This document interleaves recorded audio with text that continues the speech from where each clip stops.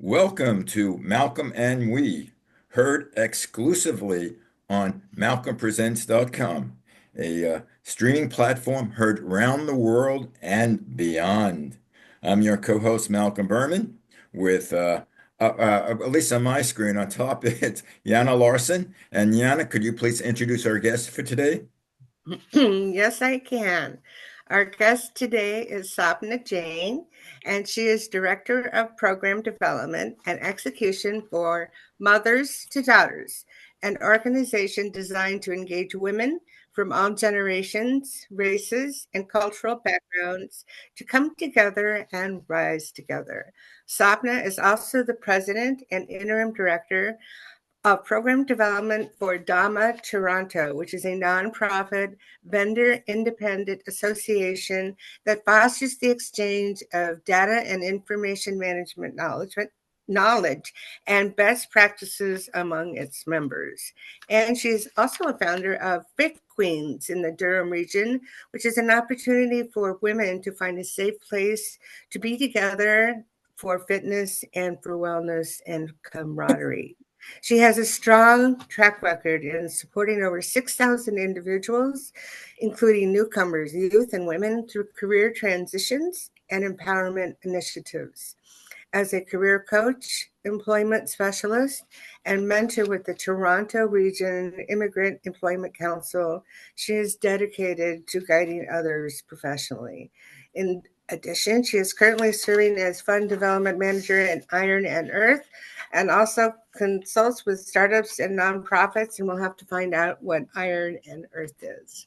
With over 9 years of experience in program development and training, Sapna excels in curriculum design, educational delivery, and organizational change management. Her leadership focuses on improving team performance, streamlining processes, and addressing challenges, particularly for adult learners, returning students, and underrepresented communities. Welcome, Sapna. It's very nice to have you here. We have recently started talking with people at Mothers to Daughters, which is a really amazing organization, and we are hoping to be able to work with them. So thanks so much for being here with us Yeah, today. but by the way, are you sure you're only one person? I You sure you don't have multiple people know. going around doing things? You say, Yeah, Thank you. Well, firstly, thank you for such a wonderful description. It's always very humbling and intimidating to hear about yourself, I would think, because now I have to live up to it. But as you said, am I more than one person? I will say I work a, a lot of hours just to keep myself going. So I probably work two or three people's worth of work in a day. I'd say so. Yeah. So, where should we start? Let's yeah, start with just Mothers. yeah, putting it succinctly. What is your aim? What do you do? What do you want to achieve? Or mainly, Well, I think I've had quite a few revelations over the last couple of years working with different organizations coming out of the pandemic, seeing this influx of newcomers coming into Canada and the start of many businesses within Canada that there is a niche space around entrepreneurship, nonprofits, and startups that are building on, I would say, almost like uncharted land in a way. And sometimes they they may get a little too ahead of themselves without building as strong of a foundation. So where I see myself coming in is supporting especially social development specific programs with building good foundational systems and processes to build upwards. So what that kind of looks like in short for me at this time is working as a consultant with different nonprofits and suggesting improvements within their system to ensure a better experience for the employees on their team to eventually lead to long-term success. One of the spaces I am trying to learn more about is volunteer management right now and making sure that volunteer treatment and handling is very well done, that the experience for any volunteer is enriching and not actually burning them out, which sometimes does happen Yeah. when not under the right management. Uh, Yes, I understand that. Well, that's what I did do for money, and it's what I'm doing for free. Well, talking about that, if you could get together with Yana, and we need some volunteers over here. Well, it's a little bit more complicated than that. Not It's it's very simple. no, no, no, no, no. When you're working with volunteers, you have to remember that they are dedicating time from their busy schedules, and they want to be able to feel like they can be involved, but at a level that they can handle, and that there's still life, and on the side that's going on, No, and it's not a job. I no, mean, no, it but can be it's worked not. into that, but I don't Well, know. it's not a job, but it's a commitment. He and I Yeah, kind of disagree a yeah. bit. No, a person who volunteers has to. You recognize that they're giving their time, but Yes. they have to realize that it's a commitment. It's not. Well, I'll do it if I to can. be set up, and If you that's can't, you don't volunteer. well, That's my. as you can see, Sapna, it is a complicated. It is I complicated to work with volunteers. So Definitely. Definitely. And to step in between, I'd almost say that you're both right. yeah, It is a commitment of the volunteer, and that it is because of their commitment that there are so many powerful volunteer-based organizations out there that are running incredible programs and are actually impacting lives directly.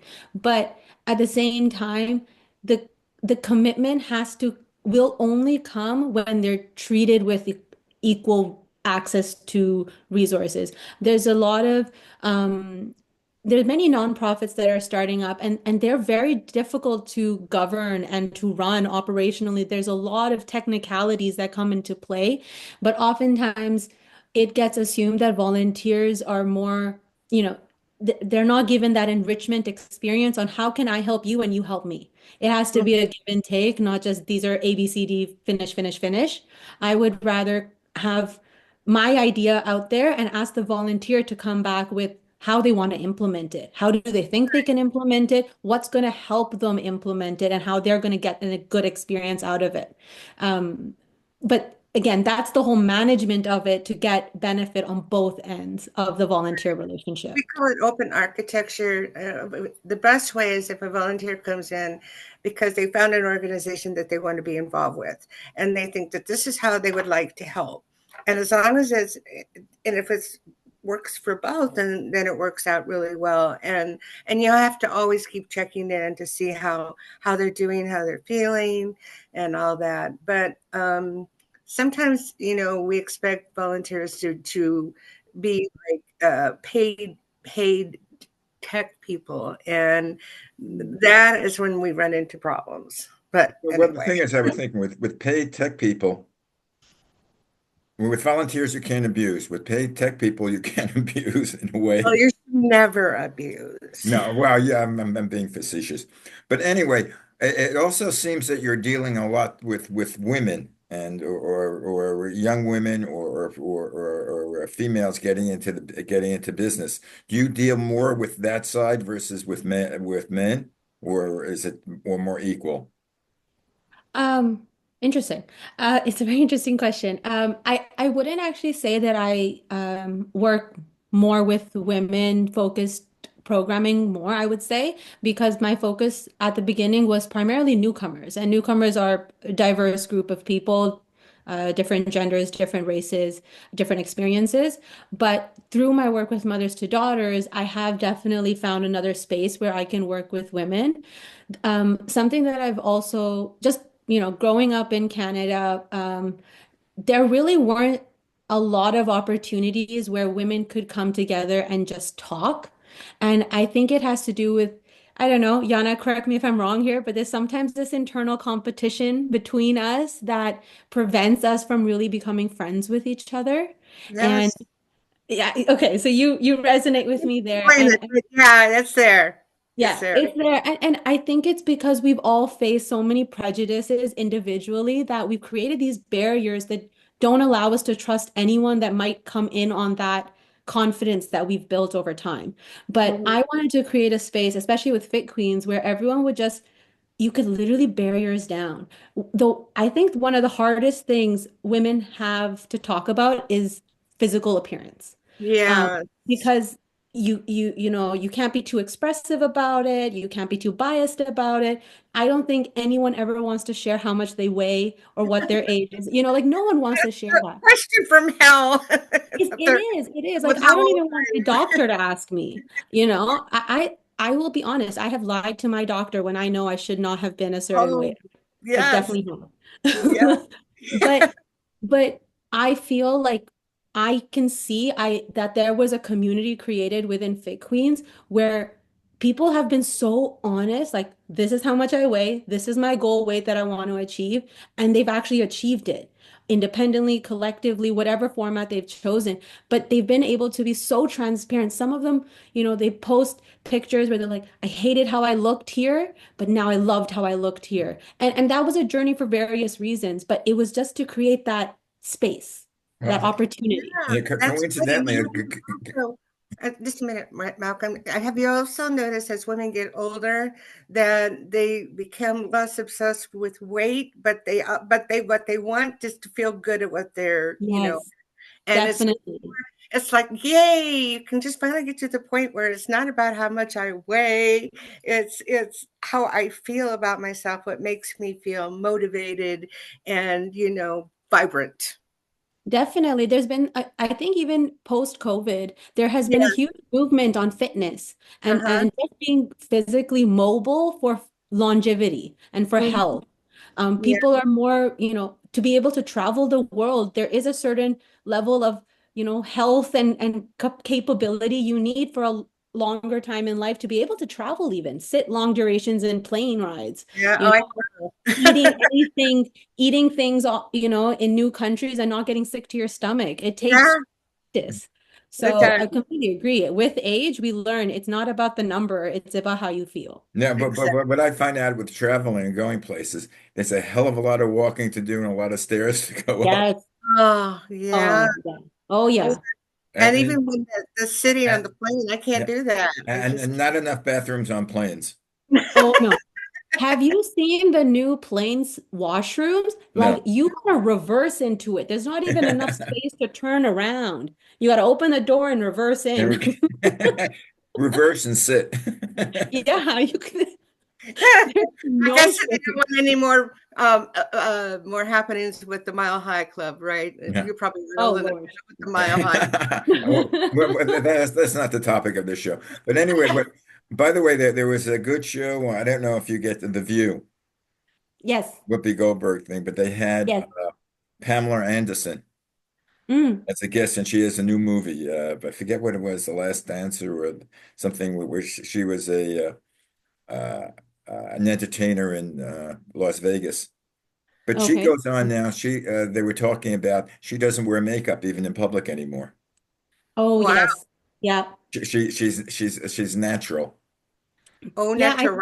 Oh, Even natural. at I think it was the Golden Globes over the weekend, even or a couple days ago. I think even Yeah, there, she wore no makeup. She was yeah, dressed fully, but no makeup, no clean face. makeup. I love it.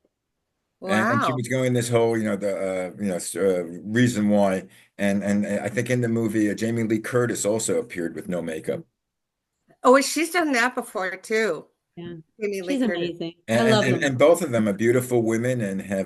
but both of them have kept up their shape as far as doing exercises, eating the right foods. I find it's harder to keep in shape, both male and female, as you get older, because the same things that you ate, that you eat at a younger age, you can't eat at Yeah. an older age.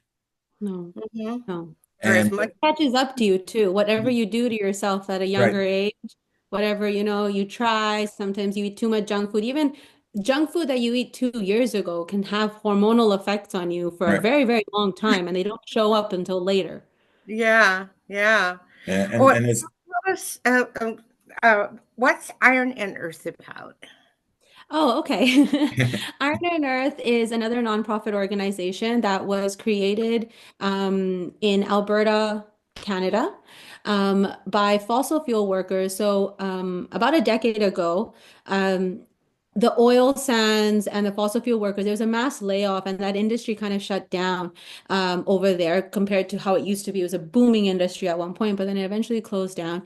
And it was created in an attempt to support fossil fuel workers by identifying skills that they can use to transition to other industries, specifically within the green economy. Cool. Since then, since the development of the organization, it has expanded to also support other communities with a focused effort on working with Indigenous communities in remote areas and, again, building pathways and reducing barriers to help them transition into careers into the green economy. How fascinating. You just, I mean, did these just sort of like fall into your lap? Like, oh, you know what? I could organize that. And oh, I could organize this.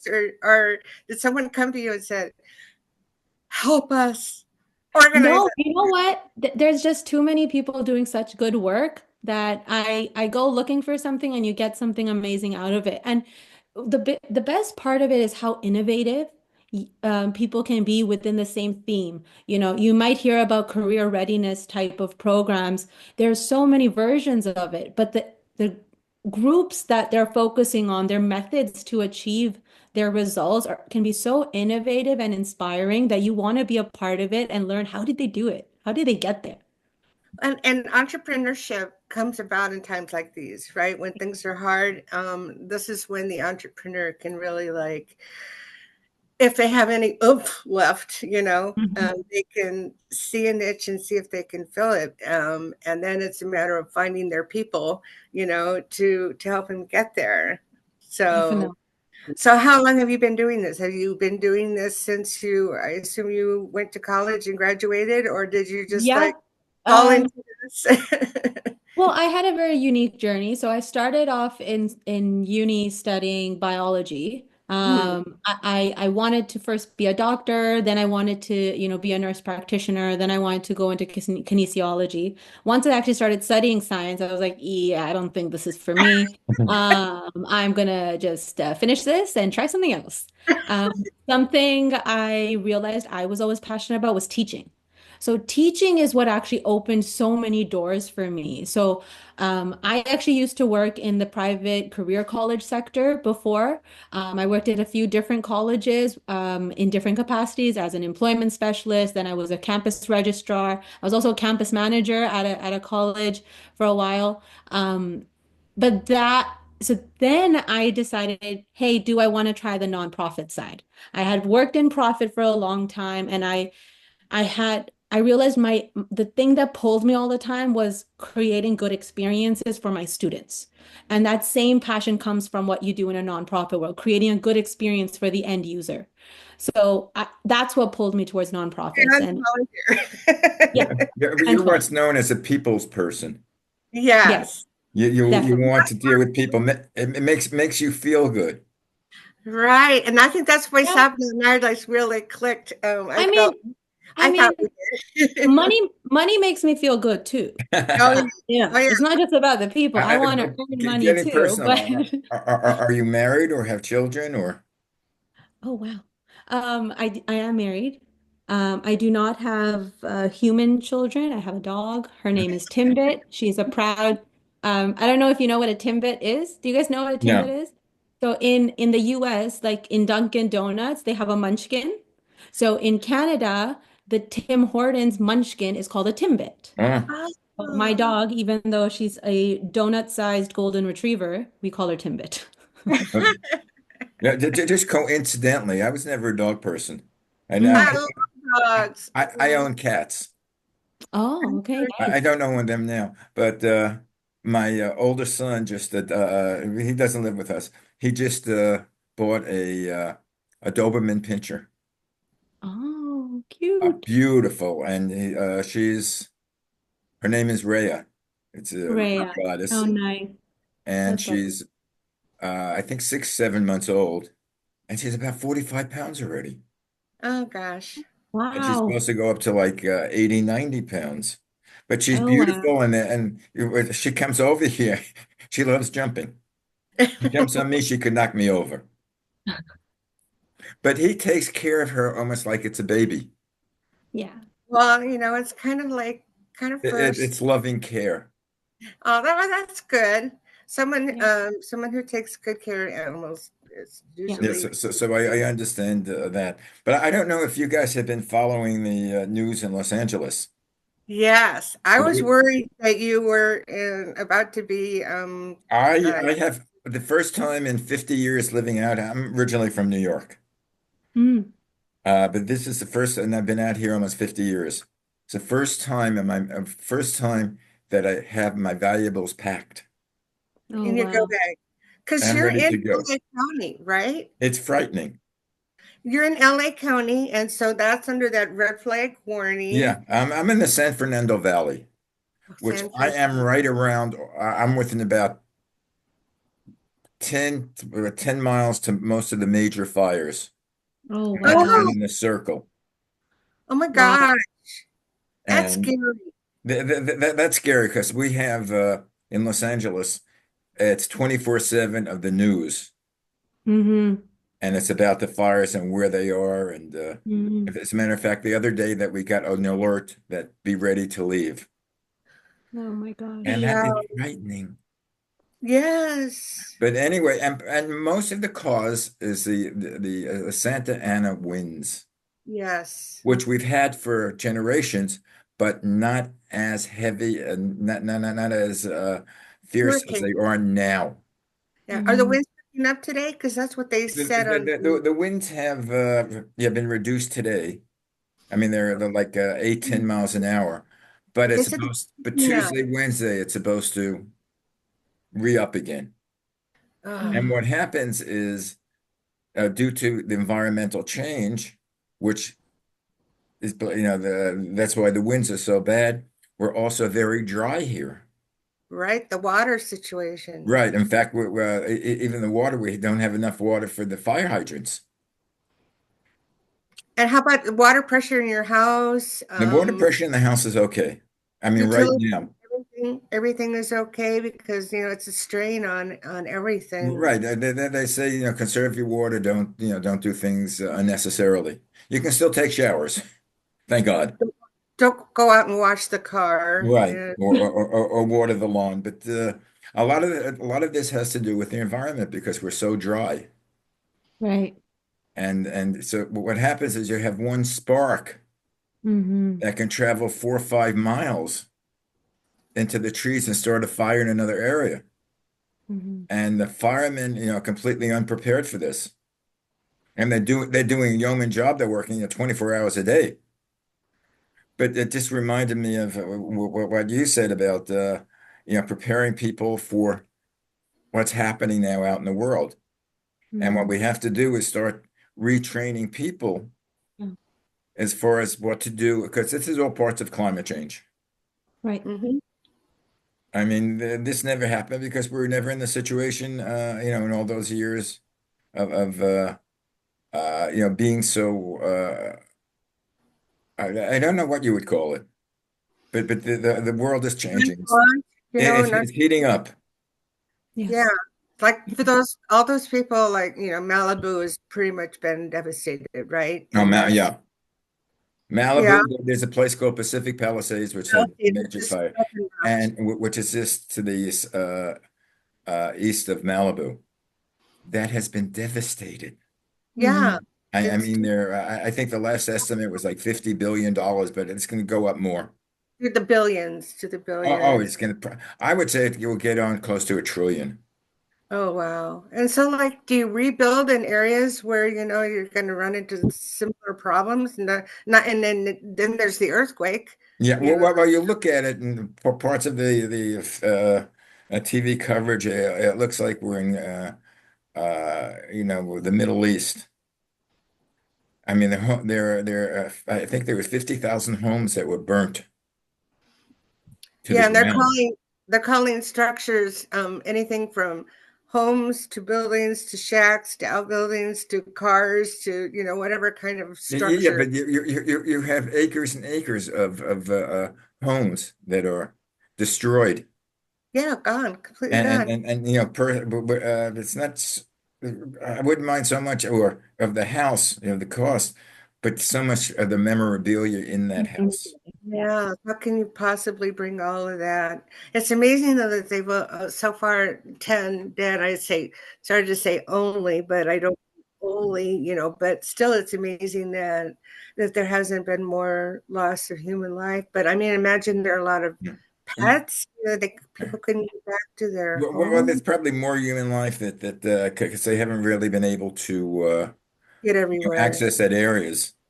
Yeah, yeah. There's more, but I don't think it's major. But of course, if it's your relative, it's major.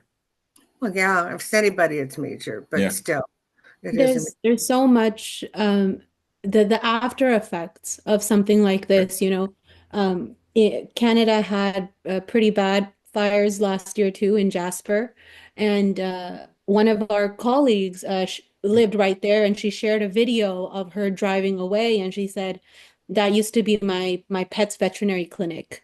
That when you start thinking of the businesses that are also gone and the people's livelihoods and they're displaced and they don't have the proper homes, the babies, the children, it's the effects are so much further. Just the impact of having such the air quality for so long, is Yeah. also an impact. And we saw the smoke here in the US from it too. I mean, it affected everywhere. It's So it's got crazy. to be really bad in LA.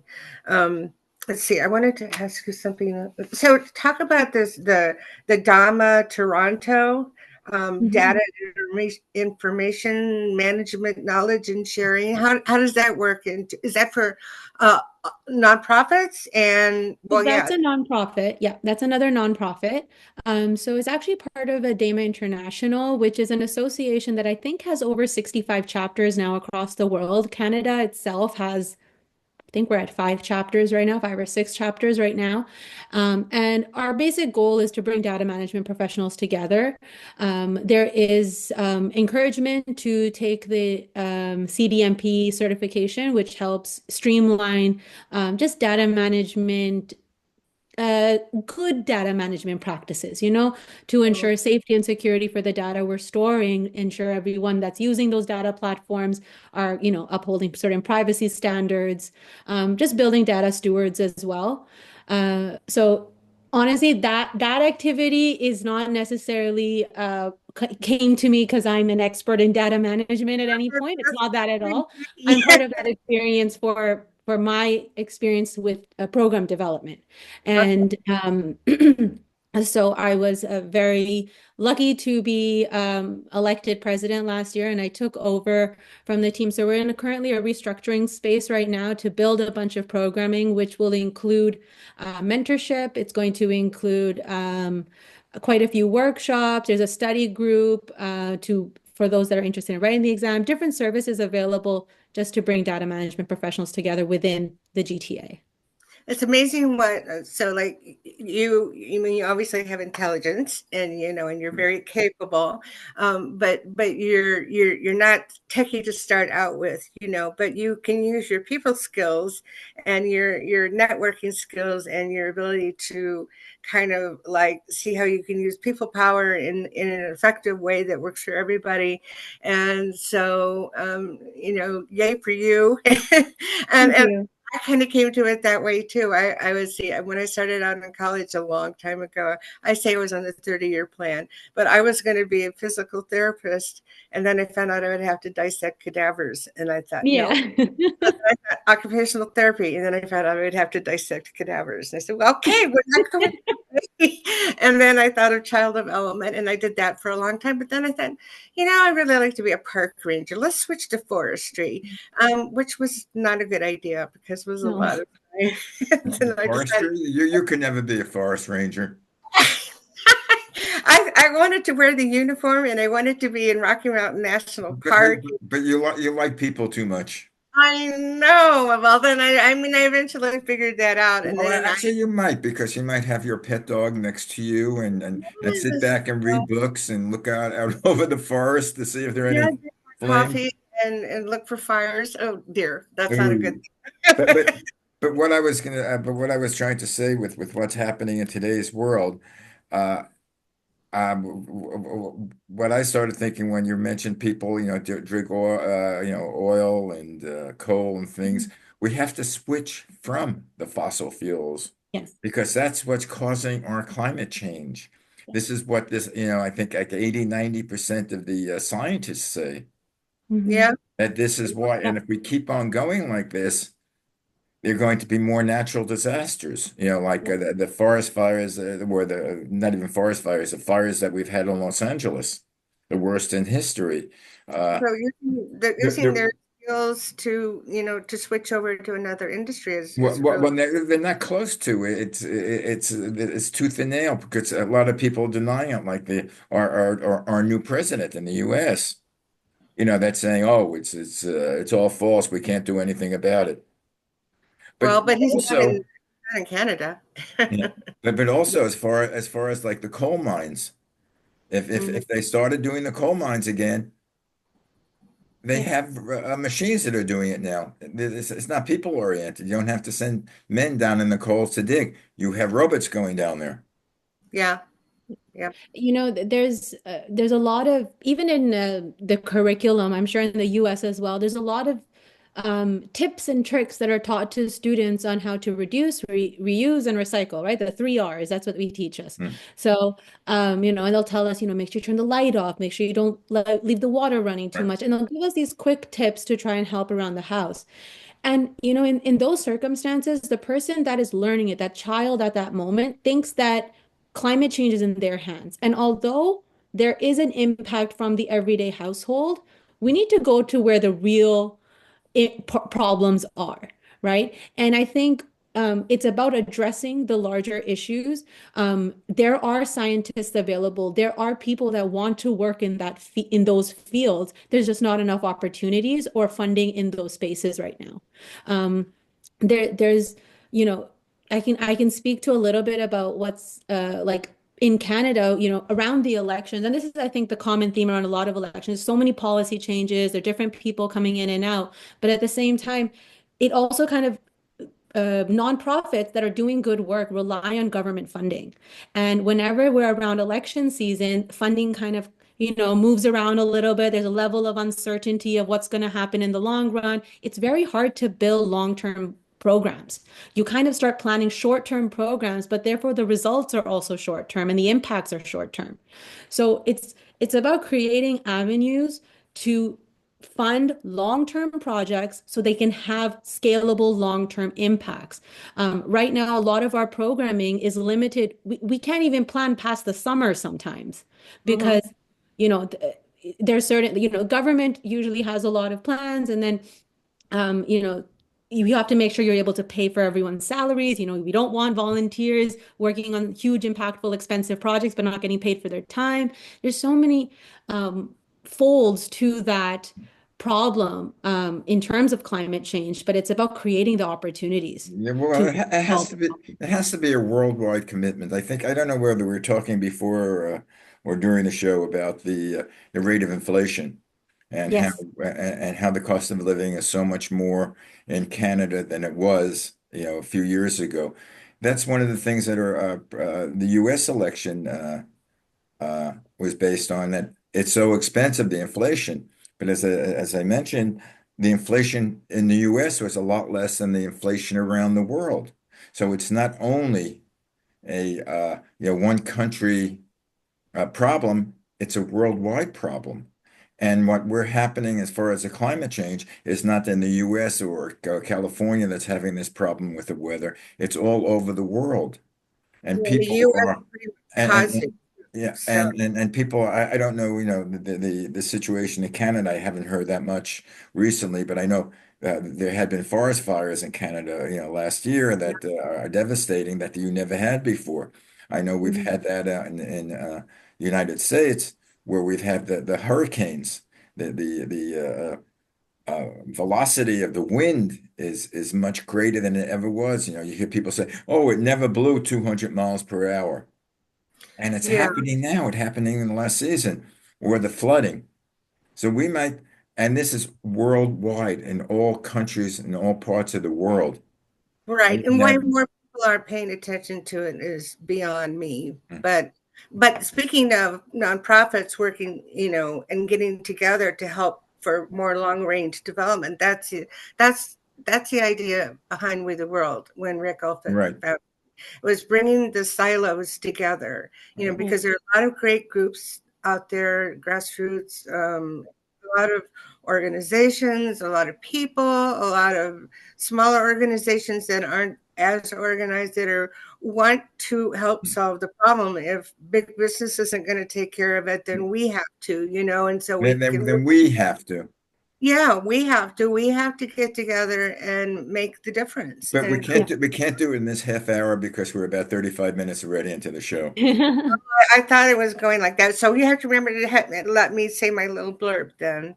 Okay, well, you're right. Well, we thank you very much. We thank you again. I got involved with this as Malcolm and we basically is a communications Mhm. network that we want to get heard around the world. And we as an organization that has groups of that help out organizations around the world, smaller organizations, but there has to be a unity, a communications with all of them. And this is what we're trying to do. That's the Anyway, point. Well, and we thank you very much. But now, Yana, you have your Yeah, and then after I say this, if Savna, if you want to just like mention how people can get a hold of you, but I'm doing sure. this little PSA kind of thing here right now. So, everyone, please join we for MLK, Manifesting the Dream, and 40 Days of Peace. Take action and be of service at we.net/MLK, and we'll help you get connected with people like mothers to daughters. By the way, Thank you. isn't Monday a holiday here? No, Martin Luther King Day? No, that's the 20th. the 20th? Okay. Yeah. All right, go ahead, Sapna. Oh, well, thank you so much, both of you, Malcolm and Yana. This is a wonderful experience. I hope that this communication does go around the world and we get to hear from wonderful people. If anyone would like to reach out to me, the easiest way to reach out is LinkedIn. I'm on LinkedIn. I'm always checking my LinkedIn, so you can search me, Sapna Jain. And yeah, Could you spell that since it's not a common name sure. in Yes. So to spell my first name, Sapna, and last name, Jain. Thank you. Thank you both. Okay, thank Thank you, and thank you for your service and your work. Thank you. Yeah. And by the way, tell your friends it's where you're a malcolmpresents.com, and it's Malcolm and Will we, do. I will. I definitely will. and that's who you're listening to. Thank you very much, guys, and we'll see you next week. Yes, stay safe, Malcolm. Thanks. Bye.